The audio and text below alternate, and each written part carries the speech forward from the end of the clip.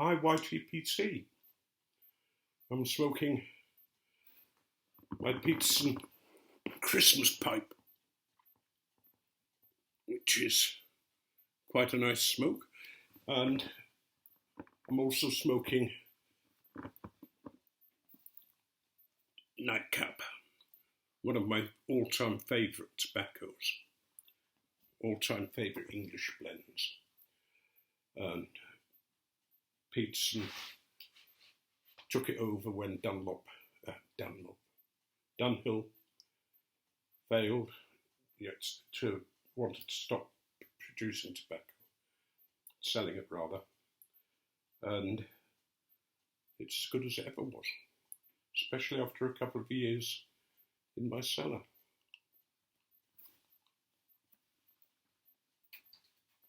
Well, again, it's been a while since I've spoken to you, partly because things are moving apace for us.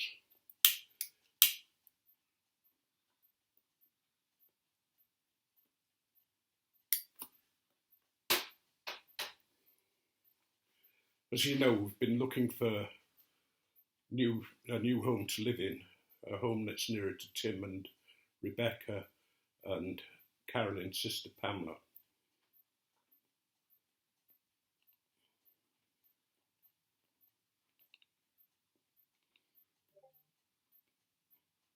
And it hasn't been easy because the church commissioners have sort of their own rules about what makes a house that fits in with their portfolio. Some of the rules I think are bloody stupid. I mean, there again, I can understand why they have them. But rules are made to be broken sometimes.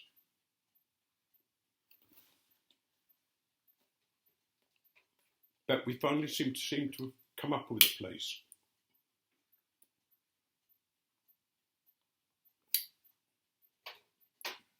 One of the housing officers saw a bungalow locally to him and thought it was fantastic and would probably fit in with what we wanted.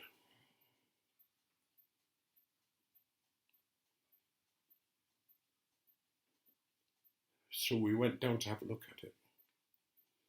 And it really is a nice bungalow. It's small, smaller than the one we're in now. But for Carolyn and myself, it's just right.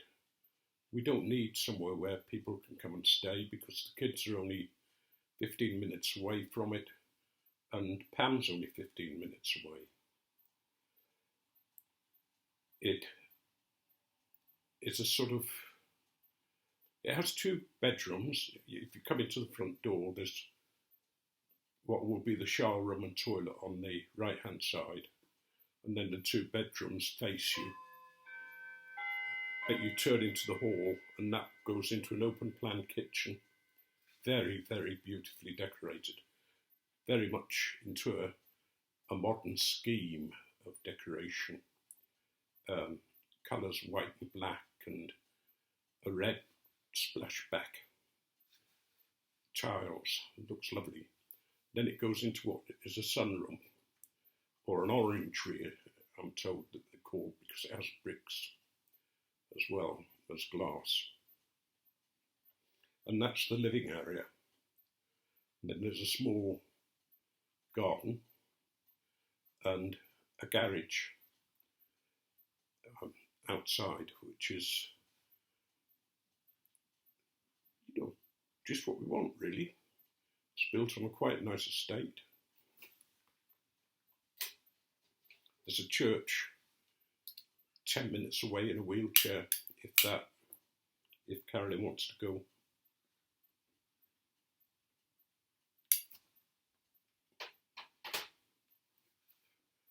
Not far from the church, just opposite really, is a store, a small-ish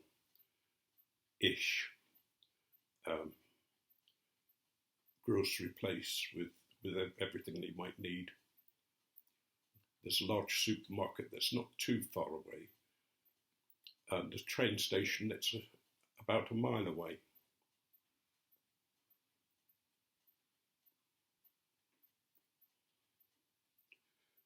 The bus stops just at the end of the street and round a corner, and there you are. and that goes to Leeds and to Otley, where Pamela lives.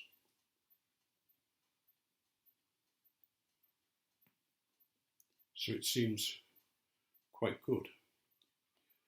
At the moment it's sold subject to contract, and the commissioners have certain things to check over. They have their little lists. Originally, they suggested that they redecorate it, and the housing officer who's seen it and one of the other housing officers said, no, don't do it, you'll spoil it, that this is a one-off. They're going to do one bedroom, and they have this rule that every wall they paint is magnolia. That way they can buy tons of paint, and magnolia is sort of the one that they've chosen. They also have a rule about not having decorative tiles. They prefer their tiles all to be the same. So we're trying to hope that they don't take the tiles in the kitchen down and replace them. But the other thing that's taking our time is that we're getting rid of stuff that we've got. We're going to have to cut down massively. And that really is quite a problem. Getting things sorted out. What do we keep? What don't we keep? What do we do with stuff?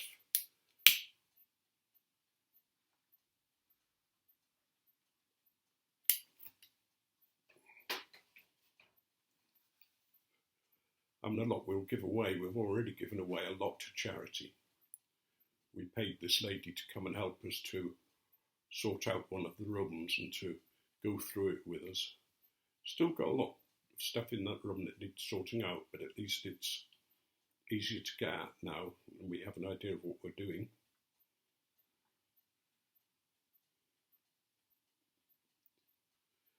But it's taking up a lot of our time. And the stress and uncertainty is also taking up time. You know, are we going to move? When are we going to move? Is it all going to go right?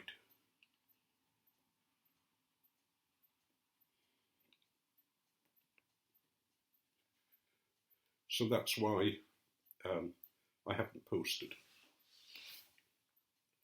One of the nice things about a move is that Tim's found a cigar shop where they put on events.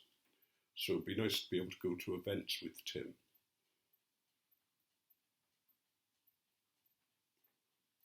Whilst my daughter and Carolyn and Pamela go on girly days out, maybe to Manchester, to York, or just to Leeds. The other nice thing is that it's not far away. They're in Leeds. There's the Leeds Rhinos Rugby League, Super League club. And I would hope to maybe get a season ticket if they can cope with somebody in a wheelchair.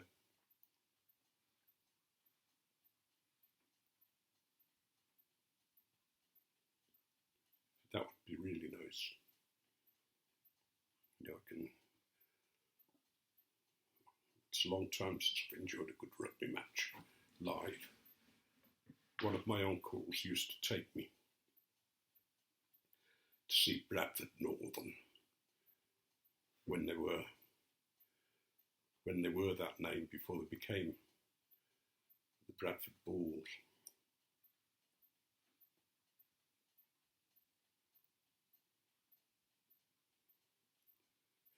As for smoking, I'm having to change a bit. I've been suffering an awful lot of tongue burn recently, and as I've got into whiskies that have quite high alcohol content, that doesn't help. So I now smoke as often as I can a pipe with a filter, and I also put the little clay filter pads in to help the absorbance and to try and keep the thing cool. And I try not to chain puff. You know, sometimes I'm like an express train going. You know, hope if it comes out of my mouth.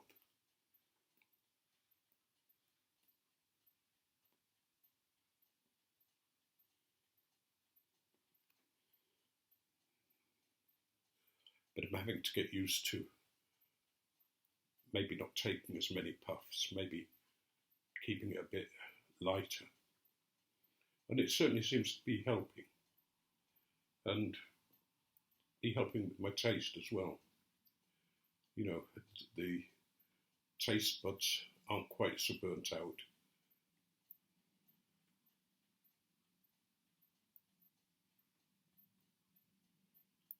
I don't know how other people deal with tongue burn, but it's certainly a problem for me at the moment. Although having said that, since I've changed the way I smoke a bit, it's got a lot better. I try to have 3 pipes a day at the most.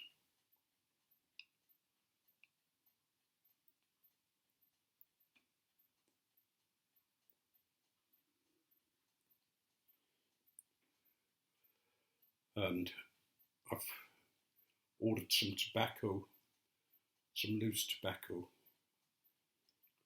ordered 16 ounces of it, and it's called Nelson. I don't think it's Lord Nelson, I think it's just Nelson, named in honour of Lord Nelson, who never smoked a pipe as far as I know. But he was a Norfolk man like me, and he came from a village that I know, and he happens to be one of my great heroes.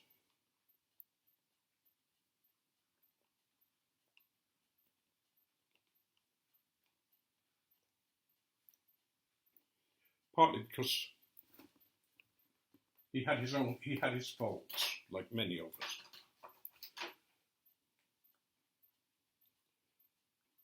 But he was a great sailor and changed the Navy quite a bit. He was loved by his men. When he was shot by a French marksman,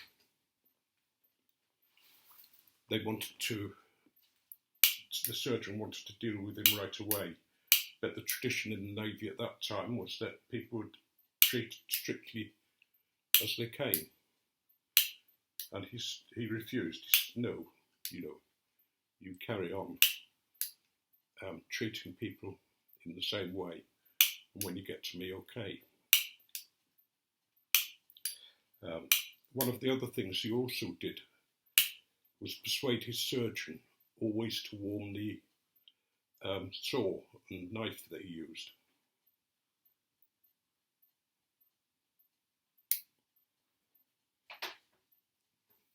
Because he remembered when he lost his arm how cold the knife and saw felt, and thought it'd be better warmed up. But anyway, that's beside the point. I don't know what I'm telling you about Nelson, except that I've ordered some tobacco called Nelson. And I'll keep that in the Mylar bags, pack it in Mylar bags. I was going to pack it in jars, but I think the Mylar bags are just as good. No doubt in 5 years' time, I'll see.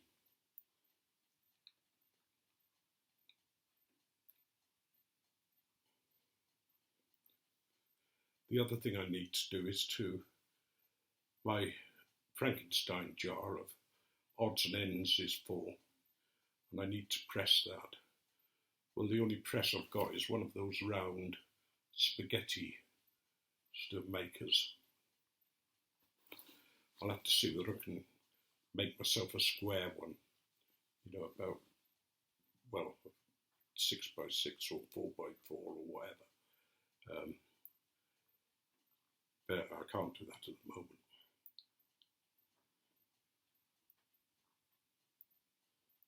If ever, I mean, my skills with a do-it-yourself are legendary.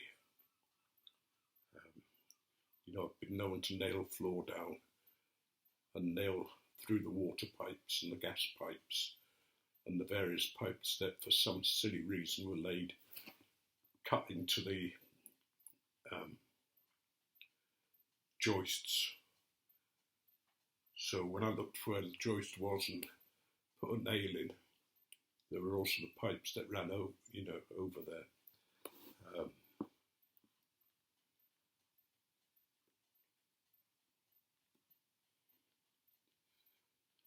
And sometimes I can measure 20 times and get a different measurement each time. Now that was very difficult when I was in the tailor shop. Excuse me, sir, I'm going to have to measure your inside leg again.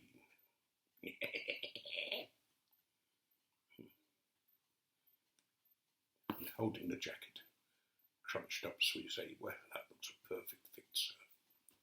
Would sir like a belt up the back?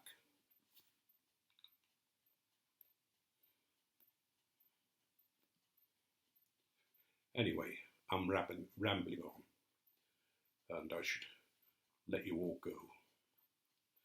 I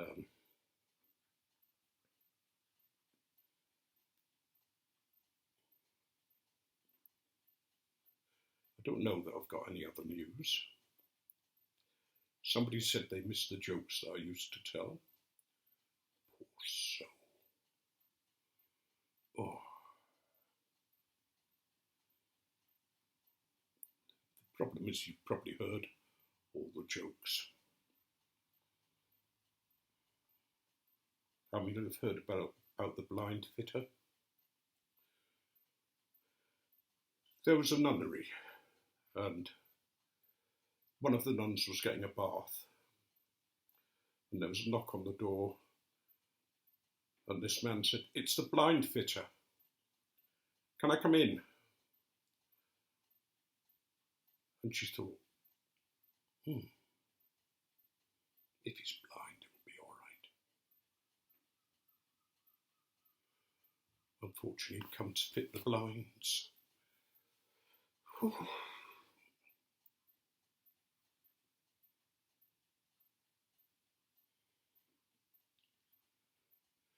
And one of my favourite jokes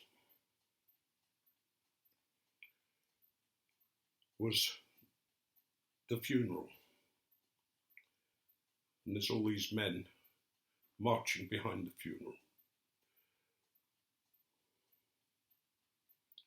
And there's a dog at the front of the funeral on a lead, proudly marching behind the hearse.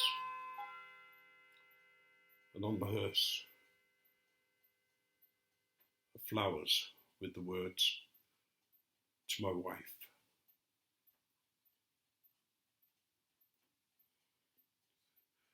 And as the funeral's passing, one of the men on the side of the road notices that there's absolutely no women in the line following. It's just all men marching smartly behind the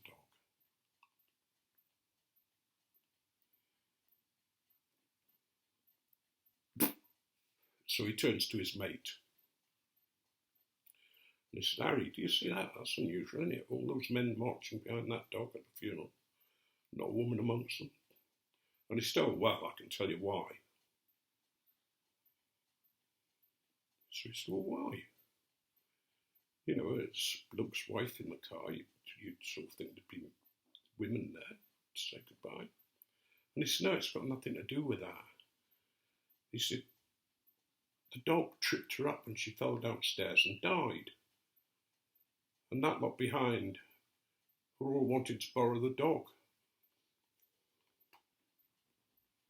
Goodbye, folks. Speak to you later.